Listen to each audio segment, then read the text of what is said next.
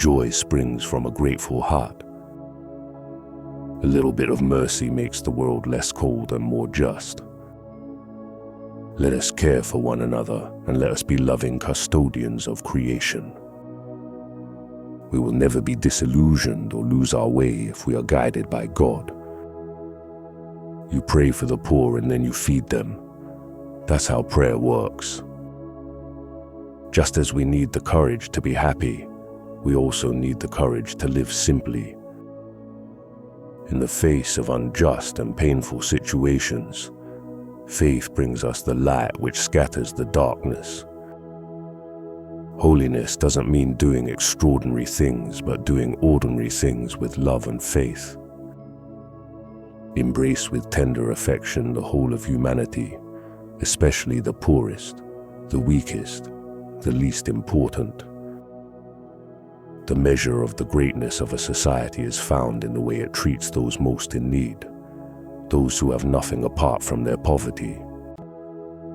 God never tires of forgiving us. We are the ones who tire of seeking His mercy. The name of God is mercy. There are no situations we cannot get out of. We are not condemned to sink into quicksand.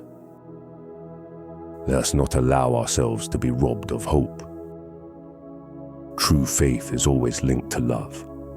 Otherwise, it is just empty words. War is madness. It is the suicide of humanity. Every war leaves our world worse than it was before. War is a failure of politics and humanity. We need to find a new simplicity in life. The future of humanity is not just in the hands of politicians, but in yours and mine, in our daily choices. The most beautiful and natural expressions of joy are those shown by the poor who appreciate the little things in life. It takes courage to choose what is essential, to detach from the things that weigh us down and do not bring us true joy. Happiness is not a prize that falls from the sky. It is a choice we make every day by saying, I want to be happy, not with material things, but with love, with peace, with God. Do not be afraid to live differently from what the world tells you. True freedom comes from living with less, not more. The emptier a person's heart is, the more he or she needs to buy, own, and consume. The culture of prosperity deadens us.